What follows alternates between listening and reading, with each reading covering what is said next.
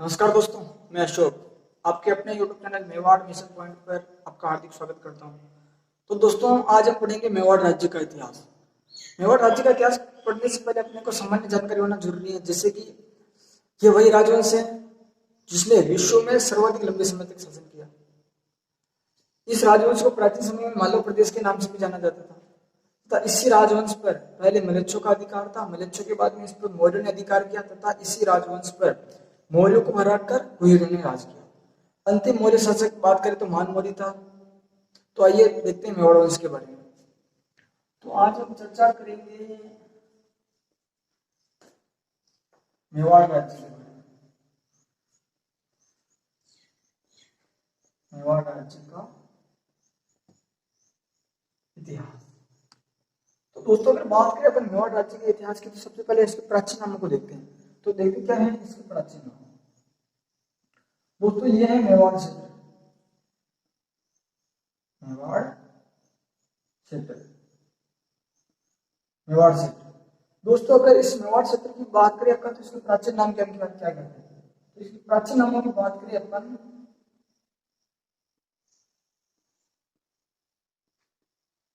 प्राचीन नाम की बात करें तो इसी को प्राचीन समय में कहा जाता था श्री जनपद।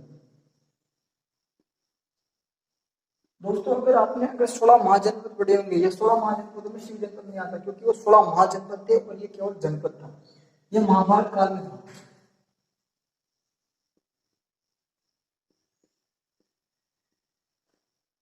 महाभारत समय में इसको मेवाड़ को शिव जनपद कहा जाता है। अगर दूसरे उपनाम की बात करें अपन, तो इसका नाम है प्रागवाट। इसको प्रागवाट क्यों कहा जाता था, इसके बारे में आगे चर्चा करेंगे। प्रागवाट के अलावा इसे वेदांत भी कहा जाता था मेवाड़ को। और दूसरे उपनाम की बात करें अपन, तो मेदपाट।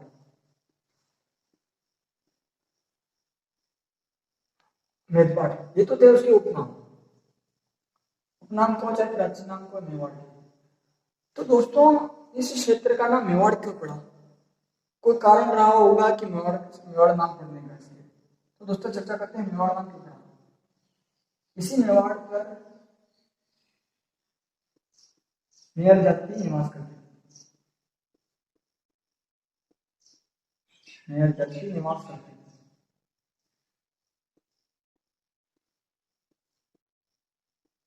तो दोस्तों, पहले ये बात करें कि मेवाड़ पर मेयर जाति निवास करती थी। क्या कारण था कि मेवाड़ पर मेयर जाति की अधिकता थी? सबसे पहले तो ये जानकारी होना जरूरी है अपने को। आगे चर्चा करेंगे। मैं आपको दो मतों के बारे में जानकारी दूंगा आगे चर्चा करते पहले तो, कि इसी मेवाड़ पर कौन कौन से क्षेत्र आते हैं इस मेवाड़ में वर्तमान समय में। प्राचीन समय की बात नहीं कर रहा, मैं वर्तमान की बात कर रहा हूँ। तो वर्तमान में इसमें आते हैं उदयपुर।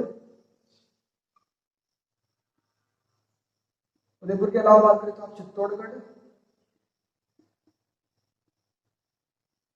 चित्तौड़ के अलावा बात करें तो आप राजसमंद। और राजसमंद के अलावा भीलवाड़ा। और भीलवाड़ा के अलावा आंशिक प्रतापगढ़।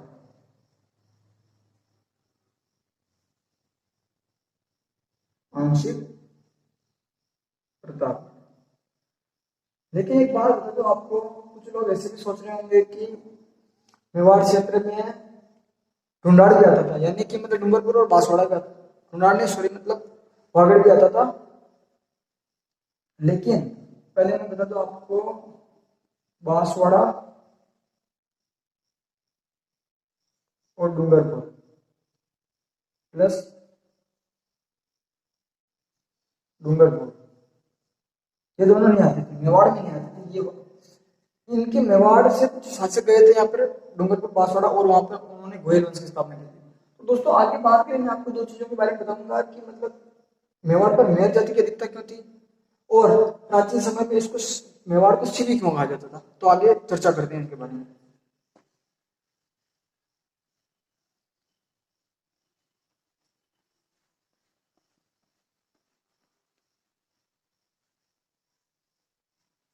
तो दोस्तों, अगर आगे बढ़े तो अगर राजस्थान की बात करें अपन, तो ये रहा राजस्थान और ये रहा मेवाड़। तो दोस्तों ये मेवाड़ है, तो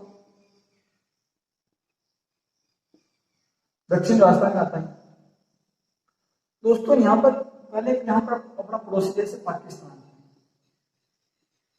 तो पाकिस्तान से मतलब है ना मलेशिया ने कुछ अरबी आक्रमणकारी थे, अरबी आक्रमणकारी, तो अरबी आक्रमणकारी थे ना,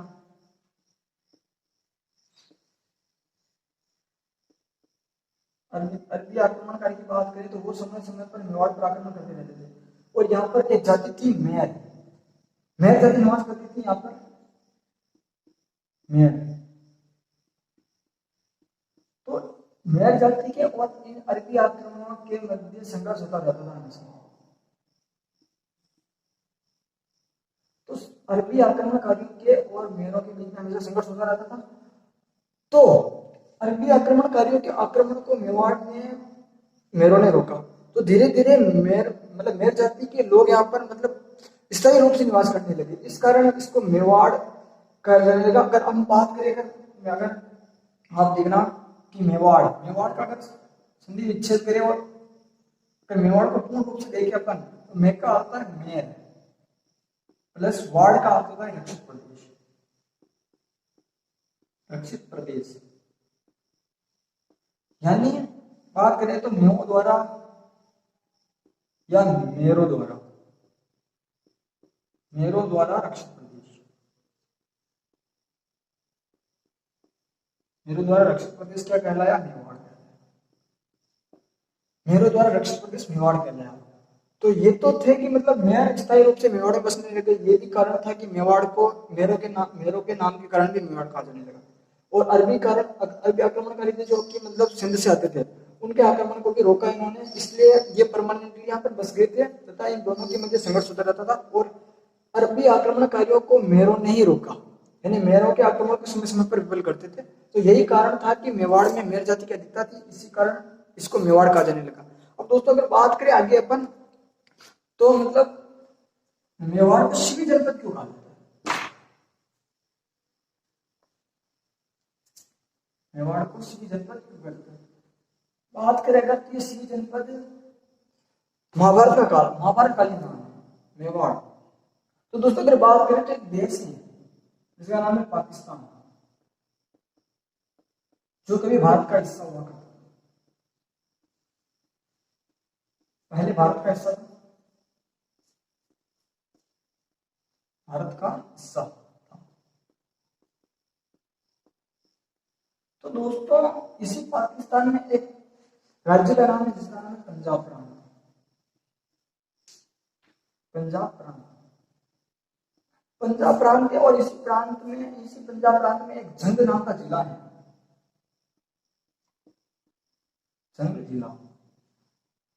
तो दोस्तों इसी जंग जिले में एक जाति थी जिसका नाम था शिवी। ये शिवी को आप जाति बोल सकते हो, या शिवी एक समुदाय भी है, तो शिवी समुदाय रहता था पंजाब में। पंजाब के जंग जिले में शिवी जनपद रहता था। तो दोस्तों अगर इनके शिवी जनपद की अगर समकालीन बात करें अपन, तो वो मकदूनिया का यूनान था। यूनान में एक राज्य जिसका नाम है मकदूनिया।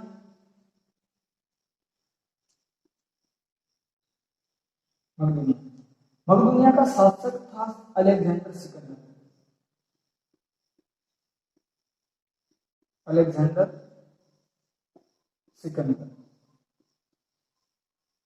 सिकंदर द्वितीय, जिसे आप सिकंदर महान के नाम से जानते हो।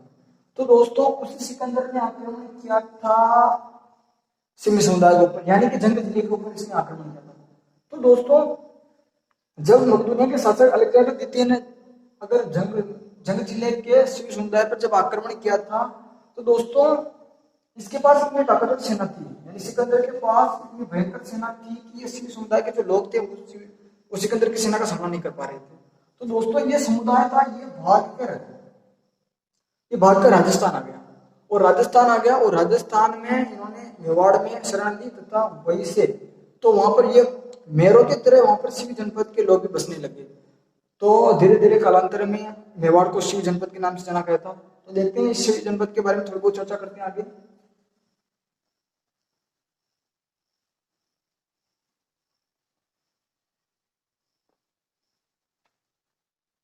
दोस्तों अगर बात करें अपन सी जनपद,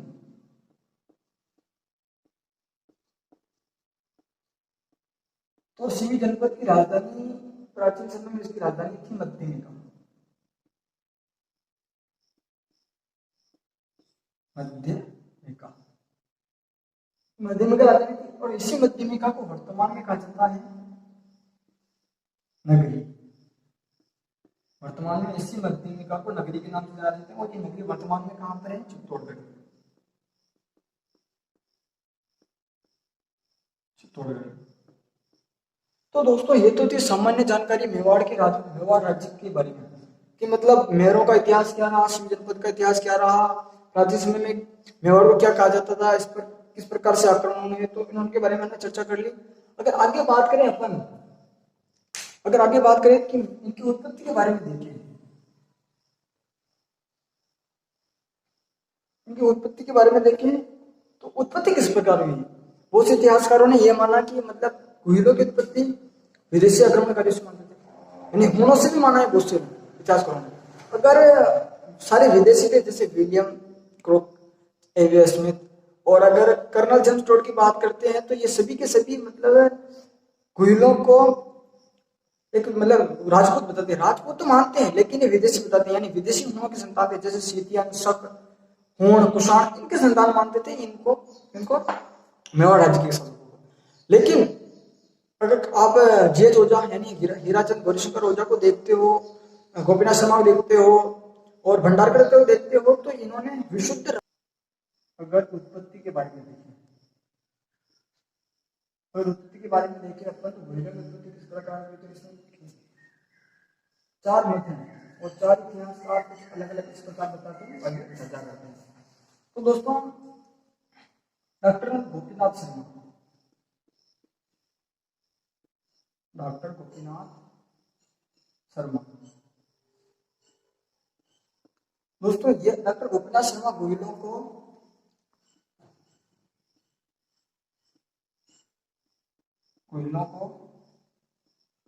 चंद्रवंशी मानता है। चंद्रवंशी मानता है। अगर आगे की बात करें अपन, गोपीनाथ शर्मा ने मेवाड़ के शासकों को चंद्रवंशी माना है, उन्होंने राजपूत माना है और चंद्रवंशी माना है। अगर आगे बात करें अपन, तो अगर दशरथ शर्मा की बात करें,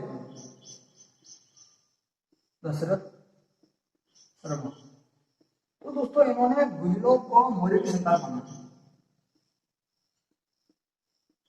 मौर्य की संतान माना, मौर्य की संतान माना। दोस्तों डॉक्टर गोपीनाथ शर्मा ने गुहिलों को चंद्रवंशी माना है, जबकि ये सूर्यवंशी थे। दशरथ शर्मा ने मौर्य की संतान माना है, गुहिल शासकों को। आगे देखते हैं, अगर आप बात करोगे अबुल फजल की, ये मुस्लिम इतिहासकार था, अबुल फजल। अगर अबुल फजल की बात करें तो ये खुद मुस्लिम था, और ये हिंदुओं की उत्पत्ति बता रहे हैं। सोचने लायक बात है, कोई बात नहीं, हमें तो पढ़ने से काम है। अबुल फजल बताता ये है नौशेर खां, सॉरी दोस्तों, नौशेर खां आदिल की संतान बताता है, नौशेर खां आदिल की संतान बताता है। आगे बात करें अगर, लेकिन दोस्तों अगर बहुत से, अगर आप अन्य किताबें पढ़ते हो तो ये तीनों मत गलत हैं। लेकिन एक और मत है,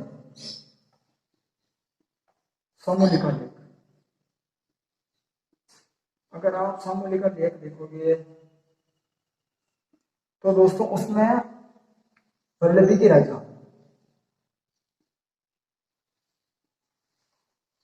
वल्लभी के राजा शिलादित्य का पुत्र माना है, शिलादित्य का वंशज माना गया है। और दोस्तों यह मत मान्य मत है। दोस्तों अगर इस मत की बात करते हो तो यह मान्य मत है दोस्तों। क्यों? क्योंकि डॉक्टर गोपीनाथ शर्मा के अगर मानते बात तो चंद्रवंशी है, दशरथ शर्मा के अनुसार मानते हैं मौर्य की संतान है, जो कि सरासर गलत है। अगर ये मौर्य की संतान होते तो मौर्य के शासकों को पराजित नहीं करते, क्योंकि बप्पा रावल ने अंतिम मौर्य शासक मान मौर्य को पराजित करके चित्तौड़ पर अधिकार किया। अगर अबुल फजल की बात करें तो नौशेर खां की संतान मानता है, जबकि आपको मैं बता दूं नौशेर खां मतलब पहले आया था। यानी कि अगर आप वल्लभी की रजत शिलादित्य का इतिहास यानी कि अगर गुजरात का इतिहास देखते हो और अबुल फजल की अगर आईने कमरे के हिसाब से ये झूठ बोलता है, गलत है, इनका कोई मतलब नहीं मान सकते इसको। सामूहिक आलेख जो गुजरात से प्राप्त हुआ है ये मान्य मत है और सभी किताबों का आर्किटेक्चर इस पर फोकस कर देता है, सामूहिक आलेख पर। दोस्तों अगर आगे बात करें अपन, ये तो थी भूलों की उत्पत्ति। अगर आगे बात करें अपन सूर्यवंशी भूल शासक सूर्यवंशी, क्या प्रमाण है वो सूर्यवंशी सूर्यवंशी बनने का प्रमाण? तो दोस्तों चर्चा करते हैं कि सूर्यवंशी सूर्यवंशी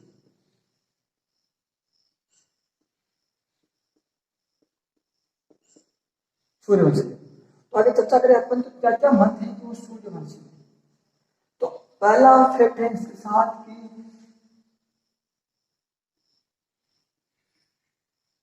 मेवाड़ के शासकों को हिंदुआ सूरज कहा जाता था। हिंदुआ सूरज कहा जाता था। हिंदुआ सूरज कहा जाता था। दूसरी बात करें अपन तो जो मेवाड़ शासकों का जो ध्वज है, ध्वज ध्वज ध्वज पर सूर्य का चित्र अंकित है, सूर्य का चित्र है। अगर आगे बात करते हैं अपन तो जो बप्पा रावल था ना, बप्पा रावल के सिक्कों पर जो उसके सिक्के थे, सिक्कों पर सूर्य अंकित, सूर्य अंकित। तो दोस्तों अगर सूर्यवंशी होने का अगर एक और प्रमाण देखें अपन तो जो राणा रायमल थे, आगे बढ़ेंगे ये आगे राणा वंश जो राणा शाखाएं पड़ती हैं, यानी जैसे राहुल शाखा के बाद में जो राणा शाखाएं आती हैं उसमें एक शासक थे ये।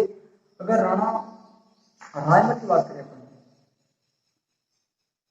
तो रायमल ने एक प्रशस्ति लिखवाई थी। उन्होंने अपनी प्रशस्ति में स्वयं को सूर्यवंशी माना या कहा। तो दोस्तों ये तो थे कि ये सूर्यवंशी होने के प्रमाण क्या कहते हैं। एक बार और फिर देखना, मेवाड़ के जो शासक थे उसको हिंदुआ सूरज कहा जाता था। और आपसे कभी एग्जाम में क्वेश्चन पूछ ले कि हिंदुआ सूरज निम्न में से कौन है, अगर आपको चारों ऑप्शन दिए होंगे, अगर उदय सिंह, रायमल, सांगा और महाराणा प्रताप दिया होता हो तो हिंदुआ सूरज महाराणा प्रताप को कहा जाता था।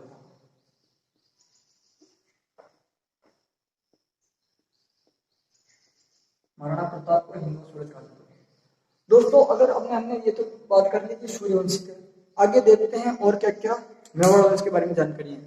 तो अगर हम मेवाड़ के लोक देवता, लोक देवियों और आचार्य चाणक्य की बात करें तो ये चर्चा करते हैं इसके बारे में। तो दोस्तों अगर गुहिलों के अगर अपन कुल देवता पूछे, कुल देवता की बात करें तो इनके कुल देवता आप सभी को पता है, इनके कुल देवता थे एकलिंगनाथ जी।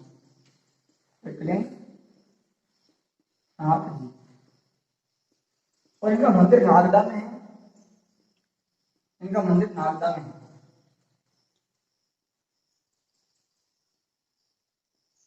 नागदा के कैलाशपुरी में। तो दोस्तों नागदा इनके मंदिर का निर्माण किसने करवाया, कब करवाया, इसके बारे में अगर हम जब शासक पढ़ेंगे तो वहां चर्चा करेंगे। हाल फिलहाल तो सीखना ही। अगर कुल देवी की बात करें तो इनकी कुल देवी थी बाण माता। तो राजस्थान में बाण माता के केवल दो ही मंदिर है, एक चित्तौड़गढ़ दुर्ग में तोड़ दुर्ग में दूसरा किलवाड़ा।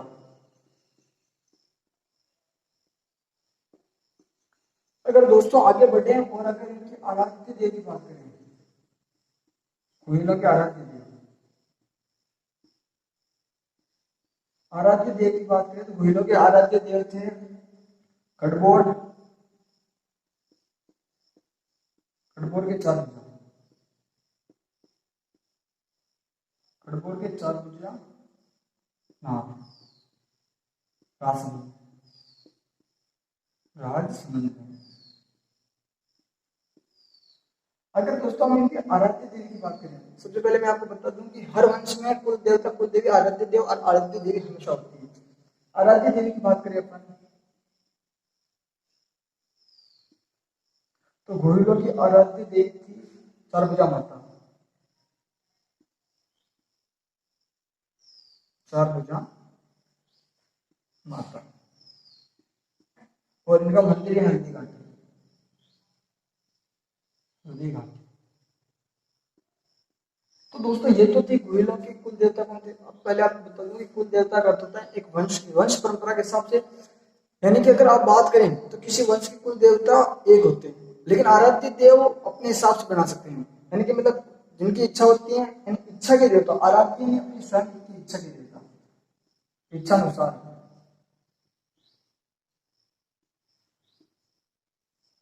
आपने बात हुई, आपने देखा होगा अपने घर परिवार में कि बहुत से आराध्य देव अलग होते हैं और कुल देवता अलग होते हैं। तो दोस्तों ये तो थी कुल देवता कुल देवियां हो गई।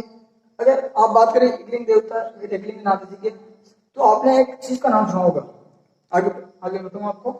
आपने आस्का का नाम सुना होगा, आस्का का।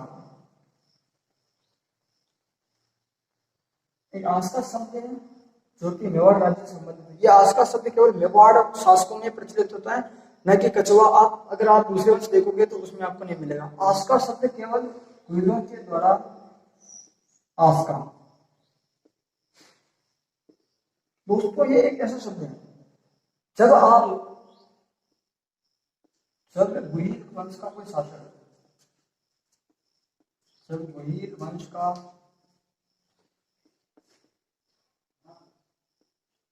गुहिल वंश का कोई शासक, गुहिल वंश का कोई शासक राजधानी छोड़ता था, यानी कि अगर लड़ने जाता था युद्ध में, तो शासक युद्ध से पूर्व, युद्ध से पूर्व, युद्ध से पूर्व एकलिंग नाथ जी का, एकलिंग नाथ जी के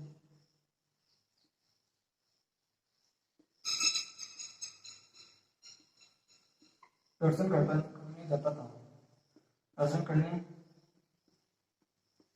था, उसी को आस्का कहा। यह आस्का यानी राजधानी छोड़ने से पूर्व मांगी गई प्रार्थना है। तो अपने कुल देवता के द्वारा आस्का एक ऐसा शब्द है, इसी आस्का को आप ये कर सकते हो प्रार्थना थी, यानी आपके हम युद्ध में जाए तो जीतने की प्रार्थना हो सकती है, ये वही आस्का कहलाती है। तो दोस्तों आगे बात करेंगे अपन नेक्स्ट वीडियो में, क्योंकि उसके बाद बस इतना है, क्योंकि अगर कल से हम स्थापना पढ़ेंगे, वंश पढ़ेंगे कि शुभारंभ, वंश का शुभारंभ पढ़ेंगे अपन, शुभारंभ। तो दोस्तों कल शुभारंभ पढ़ेंगे तो मेवाड़ के शासकों के बारे में पढ़ेंगे। तो मिलते हैं नेक्स्ट वीडियो में, इसी के साथ जय हिंद जय भारत, मिलते हैं नेक्स्ट वीडियो में।